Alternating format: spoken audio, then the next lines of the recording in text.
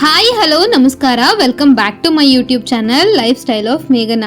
ಇವತ್ತಿನ ದಿನ ನನ್ನ 21 ಡೇಸ್ ವೆಯ್ಟ್ ಲಾಸ್ ಚಾಲೆಂಜ್ನ 7th ಡೇ ಆಗಿರುತ್ತೆ. ಸೊ ಇವತ್ತಿನ ದಿನ ನಾನು ಏನು ರೆಸಿಪಿನ ತೊಗೊಂಡಿದ್ದೀನಿ ಅಂತ ನಿಮಗೂ ನಾನು ಶೇರ್ ಮಾಡ್ತಾ ಇದ್ದೀನಿ. ಇದೇ ರೀತಿ ವೆಯ್ಟ್ ಲಾಸ್ ರೆಸಿಪಿಗೋಸ್ಕರ ನೀವು ನನ್ನ ಚಾನಲ್ನ ಸಬ್ಸ್ಕ್ರೈಬ್ ಮಾಡಿ. ಹೊಸದಾಗಿ ನನ್ನ ಚಾನಲ್ ನೋಡ್ತಾ ಇರೋರು ಕೂಡ ನನ್ನ ಚಾನಲ್ನ ಸಬ್ಸ್ಕ್ರೈಬ್ ಮಾಡಿಕೊಂಡು ನೋಡಿ ಅಂತ ನಿಮ್ಮ ಹತ್ರ ಹೇಳ್ತಾ ಇದ್ದೀನಿ. ಸೊ ಇವತ್ತಿನ ದಿನ ನಾನು ಮಾಡ್ಕೊತಾ ಇರೋವಂಥ ರೆಸಿಪಿ ಬಂದ್ಬಿಟ್ಟು ಬೀಟ್ರೋಟ್ ಇಂದ ಮಾಡ್ಕೊಳ್ಳುವಂಥದ್ದು. ಸೊ ಬೀಟ್ರೋಟ್ ಇಂದ ಮಾಡ್ಕೊಳ್ತಾ ಇದ್ದೀನಿ. ಏನಪ್ಪಾ ಅಂತ ಹೇಳಿದ್ರೆ ಇದು ಕೂಡ ಒಂದು ಸೂಪ್ ರೆಸಿಪಿ ಆಗಿರುತ್ತೆ. ಇದನ್ನ ನೀವು ಡಿಟಾಕ್ಸ್ ರೆಸಿಪಿ ಅಂತ ಬೇಕಂದ್ರೂ ನೀವು ಕರಿಬಹುದು. ಇದರಿಂದ ನಿಮ್ಮ ಬೆಲ್ಲಿ ಫ್ಯಾಟ್ ನ ಕಡಿಮೆ ಮಾಡ್ಕೊಳ್ಳೋದಿಕ್ಕೆ ತುಂಬಾನೇ ಹೆಲ್ಪ್ ಆಗುತ್ತೆ. ಸೊ ಈ ರೆಸಿಪಿನ ನೀವು ಮಿಸ್ ಮಾಡ್ದೇನೆ ಕೊನೆವರೆಗೂ ನೋಡಿ. ಸೊ ಬನ್ನಿ, ತಡ ಮಾಡದೆ ಹೇಗೆ ಈ ರೆಸಿಪಿನ ಮಾಡ್ಕೋಬಹುದು ಅಂತ ಹೇಳ್ಬಿಟ್ಟು ನಾನು ನಿಮಗೆ ತೋರಿಸ್ತೀನಿ. ಬೀಟ್ರೂಟ್ ಸೂಪ್ ಮಾಡೋದಕ್ಕೆ ನಾನು ಒಂದು ಚಿಕ್ಕದಾಗಿರುವಂತಹ ಬೀಟ್ರೂಟನ್ನು ಕಟ್ ಮಾಡಿ ತಗೊಂಡಿದ್ದೀನಿ. ಒಂದು ಟೊಮೆಟೊನ ಕೂಡ ನಾನು ಕಟ್ ಮಾಡಿ ತಗೊಂಡಿದ್ದೀನಿ. 2 ಟೇಬಲ್ ಸ್ಪೂನ್ ಆಗುವಷ್ಟು ತೊಗರಿಬೇಳೆನ ನಾನು ತಗೊಂಡಿದ್ದೀನಿ. ಈ ಸೂಪ್ಗೆ ನಾನು ಯಾವುದೇ ರೀತಿ ಎಣ್ಣೆ ಅಥವಾ ತುಪ್ಪನ ಬಳಸ್ಕೊತಾ ಇಲ್ಲ. ಇದು 0 ಆಯಿಲಲ್ಲಿ ಮಾಡೋವಂಥ ಒಂದು ಸೂಪ್ ರೆಸಿಪಿ ಆಗಿರುತ್ತೆ. ಸೊ ಈ 3 ಇದ್ಬಿಟ್ರೆ ಸಾಕು, ನಾವು ಆರಾಮಾಗಿ ಈ ಸೂಪನ್ನು ರೆಡಿ ಮಾಡ್ಕೊಂಡ್ಬಿಡ್ಬೋದು. ಸೊ ನಾನಿವಾಗ ಇಲ್ಲಿ ನೋಡಿ ಒಂದು ಕುಕ್ಕರ್ಗೆ ನಾನು ಕಟ್ ಮಾಡಿ ಇಟ್ಕೊಂಡಿದ್ದಂತಹ ಟೊಮೆಟೊನ ಕೂಡ ಹಾಕೋತಾ ಇದ್ದೀನಿ. ಇವಾಗ ನಾನು ಕಟ್ ಮಾಡಿ ಇಟ್ಕೊಂಡಿದ್ದಂತಹ ಒಂದು ಕ್ಯಾರೆಟ್ ಏನಿದೆ ಅದನ್ನ ಕೂಡ ಈ ಕುಕ್ಕರ್ ಒಳಗೆ ಹಾಕೋತಾ ಇದ್ದೀನಿ. ನಂತರ ನಾನು ಇದಕ್ಕೆ 2 ಟೇಬಲ್ ಸ್ಪೂನ್ ಏನು ಬೇಳೆನ ನಾನು ಎತ್ತಿಟ್ಟಿದ್ದೆ, ತೊಗರಿ ಬೇಳೆನ, ಅದನ್ನ ಕೂಡ ಇಲ್ಲಿ ನಾನು ಹಾಕೋತಾ ಇದ್ದೀನಿ.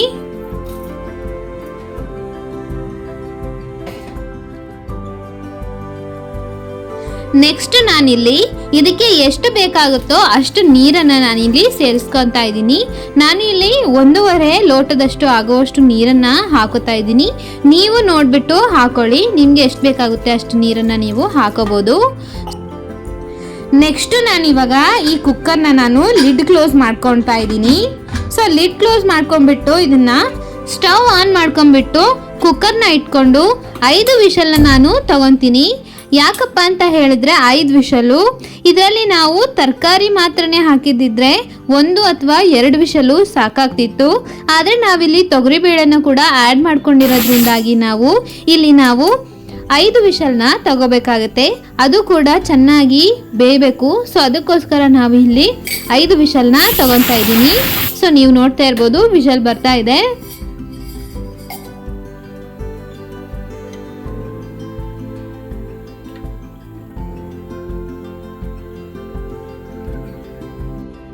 ಕುಕ್ಕರ್ ಆರಿದ್ಮೇಲೆ ನಾನು ಕುಕ್ಕರ್ ಲಿಡ್ಡನ್ನು ಓಪನ್ ಮಾಡ್ಕೊತಾ ಇದ್ದೀನಿ.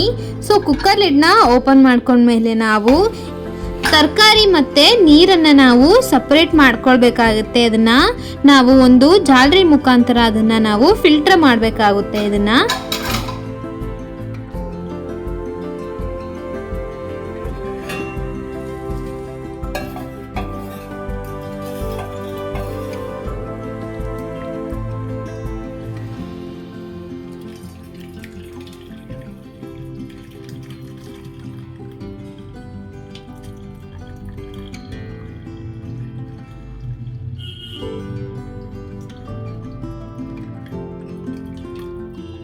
ಅದಾದಮೇಲೆ ನಾವು ಇದನ್ನು ಸ್ವಲ್ಪ ಆರೋದಕ್ಕೆ ಬಿಡಬೇಕಾಗತ್ತೆ.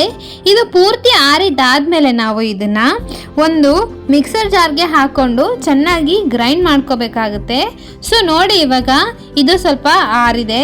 ಸೊ ಇವಾಗ ಇದನ್ನು ನಾವು ಒಂದು ಮಿಕ್ಸರ್ ಜಾರ್ಗೆ ಹಾಕ್ಕೊಂಡು ಗ್ರೈಂಡ್ ಮಾಡ್ಕೊಂಡು ಬರೋಣ.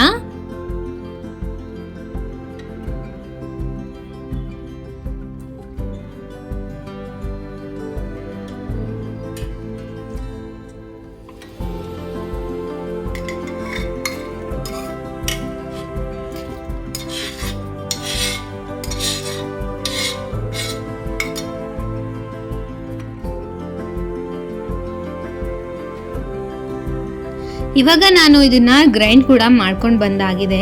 ಸೊ ನೆಕ್ಸ್ಟ್ ನಾನು ಇವಾಗ ಇದನ್ನ ಒಂದು ಪಾತ್ರೆ ಅಥವಾ ಬಟ್ಲಿಗೆನೆ ತಗೊತೀನಿ. ಸೊ ಇದು ಬಂದು ನಾವು ಮೊದಲೇನು ತೆಕ್ಕೊಂಡು ಇಟ್ಕೊಂಡಿದ್ವಲ್ಲ ನೀರು, ಅದನ್ನು ನಾನಿಲ್ಲಿ ತೋರಿಸ್ತಾ ಇರೋವಂಥದ್ದು. ಸೊ ಈ ನೀರನ್ನು ನಾವು ಒಲೆ ಮೇಲೆ ಅಥವಾ ಸ್ಟವ್ ಮೇಲೆ ಇಟ್ಕೊಂಡ್ಬಿಟ್ಟು ಇದನ್ನು ಸ್ವಲ್ಪ ಕುದಿಸ್ಕೊಳ್ಬೇಕಾಗುತ್ತೆ. ಇದು ಸ್ವಲ್ಪ ಚೆನ್ನಾಗಿ ಕುದಿಯೋದಕ್ಕೆ ಬಂದಮೇಲೆ ನಾವು ಆ ಒಂದು ಏನು ನಾವು ಗ್ರೈಂಡ್ ಮಾಡಿ ಇಟ್ಕೊಂಡಿದ್ವಿ ಅದನ್ನು ನಾವು ಇದಕ್ಕೆ ಆ್ಯಡ್ ಮಾಡಿಕೊಂಡು ಚೆನ್ನಾಗಿ ಕುದಿಸ್ಬೇಕಾಗುತ್ತೆ.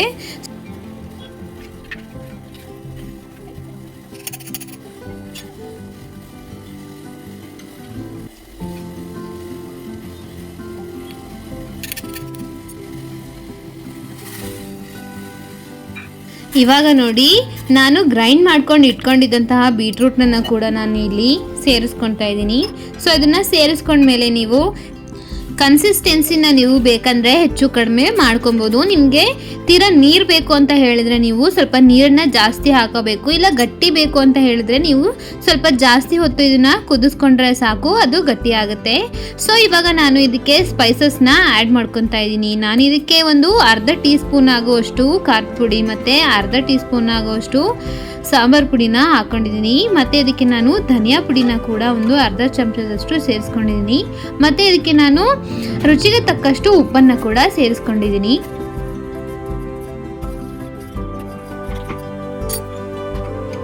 ಇದನ್ನೆಲ್ಲ ಸೇರಿಸ್ಕೊಂಡ ಮೇಲೆ ನಾನು ಮತ್ತೆ ಇದನ್ನು ಚೆನ್ನಾಗಿ ಕುದಿಸ್ಕೊತಾ ಇದ್ದೀನಿ. ಒಂದು 2-5 ನಿಮಿಷಗಳ ಕಾಲ ಇದನ್ನು ಚೆನ್ನಾಗಿ ಕುದಿಸ್ಕೊಬೇಕಾಗುತ್ತೆ. ಸೊ ಇದಕ್ಕೆ ನೀವು ಟೇಸ್ಟನ್ನು ನೋಡ್ಕೊಂಬಿಟ್ಟು ಇನ್ನು ಸ್ವಲ್ಪ ಖಾರ ಅಥವಾ ಉಪ್ಪು ಬೇಕಂತ ಅಂದರೆ ನೀವು ಆ್ಯಡ್ ಮಾಡ್ಕೊಬೋದು. ನನಗೆ ಇಲ್ಲಿ ಕಡಿಮೆ ಅಂತ ಅನ್ನಿಸ್ತು, ಸೊ ಅದಕ್ಕೆ ನಾನು ಮತ್ತೆ ಸ್ವಲ್ಪ ಉಪ್ಪನ್ನು ಹಾಕ್ಕೊಂಡಿದ್ದೀನಿ. ಸೊ ಇಷ್ಟೇ ನೋಡಿ ಬೀಟ್ರೂಟ್ ಸೂಪ್ ರೆಸಿಪಿ ಮಾಡುವಂಥ ವಿಧಾನ.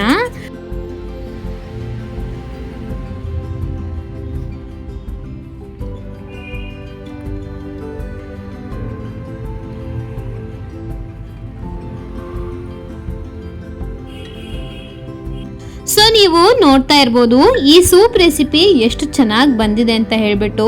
ಇದು ನಾನು ನಿಮಗೆ ಮೊದಲೇ ಹೇಳಿರೋ ಥರ ಇದು ಒಂದು ಡಿಟಾಕ್ಸ್ ರೆಸಿಪಿ ಕೂಡ ಹೌದು. ಸೊ ಈ ರೆಸಿಪಿನ ನೀವು ಮಿಸ್ ಮಾಡ್ದೇನೆ ನಿಮ್ಮ ಮನೇಲೂ ಕೂಡ ಮಾಡ್ಕೊಂಡು ತಗೊಳ್ಳಿ ಅಂತ ಹೇಳ್ತೀನಿ ನಾನು. ಸೊ ಇವಾಗ ನೋಡಿ ನಾನು ಇದಕ್ಕೆ ನಾನು ರೋಸ್ಟ್ ಮಾಡಿಕೊಂಡು ತಗೊಂಡಿರೋವಂಥ ಒಂದು ಸೂರ್ಯಕಾಂತಿ ಬೀಜನ ಕೂಡ ಬಳಸ್ಕೊತಾ ಇದ್ದೀನಿ. ನೀವು ಬೇಕಂದರೆ ನಿಮ್ಮ ಮನೇಲಿ ಇರುವಂತಹ ಪಂಪ್ಕಿನ್ ಸೀಡ್ಸ್ ಆಗಿರ್ಬೋದು, ಇನ್ನು ಬೇರೆ ಯಾವುದೇ ಸೀಡ್ಸ್ ಇದ್ರೂ ಕೂಡ ನೀವು ಇದ್ರ ಮೇಲೆ ಹಾಕೋಬೋದು. ಇಲ್ಲಾಂತಂದರೆ ಶೇಂಗಾನ ನಾವು ಹುರಿದು ಪುಡಿ ಮಾಡಿ ಇಟ್ಕೊಂಡಿದ್ರೆ ಅದನ್ನು ಕೂಡ ನೀವು ಇದ್ರ ಮೇಲೆ ಹಾಕೋಬೋದು. ಇವಾಗ ನೋಡಿ ನಾವು ಮಾಡ್ಕೊಂಡಿರೋವಂಥ ಒಂದು ಸೂಪ್ ರೆಸಿಪಿ ಇವಾಗ ಕುಡಿಯೋದಕ್ಕೆ ರೆಡಿಯಾಗಿದೆ. ಸೊ ಇದನ್ನು ನೀವು ಬಿಸಿ ಬಿಸಿ ಆಗಿರುವಾಗಲೇ ಕುಡಿದ್ಕೊಂಡ್ಬಿಡಿ, ತುಂಬ ಚೆನ್ನಾಗಿರುತ್ತೆ, ತುಂಬ ಟೇಸ್ಟಿಯಾಗಿರುತ್ತೆ. ನೀವೇನಾದರೂ ಬೆಲ್ಲಿ ಫ್ಯಾಟ್ನ ಕರಗಿಸ್ಕೋಬೇಕು ಅಂತ ಇದ್ದರೆ ಈ ಥರ ಒಂದು ಹೆಲ್ದಿ ರೆಸಿಪೀಸ್ಗಳನ್ನು ನೀವು ನೈಟ್ ಡಿನ್ನರ್ಗೆ ತಗೊಳ್ಳಿ. ಸ್ಪೆಷಲಿ ನೀವು ಸೂಪ್ಗಳನ್ನು ತಗೊಳೋದ್ರಿಂದ ನಿಮ್ಮ ಬೆಲ್ಲಿ ಫ್ಯಾಟು ಆದಷ್ಟು ಬೇಗನೆ ಕರಗಿಬಿಡುತ್ತೆ. ಈ ಒಂದು ಸೂಪ್ ರೆಸಿಪಿ ನಿಮಗೆ ಇಷ್ಟ ಆಗಿದೆ ಅಂತ ಅನ್ಕೊತೀನಿ. ಅದೇ ರೀತಿ ಈ ವಿಡಿಯೋನ ನಾನು ಇಲ್ಲೇನೆ ಎಂಡ್ ಮಾಡ್ತಾ ಇದ್ದೀನಿ ಕೂಡ.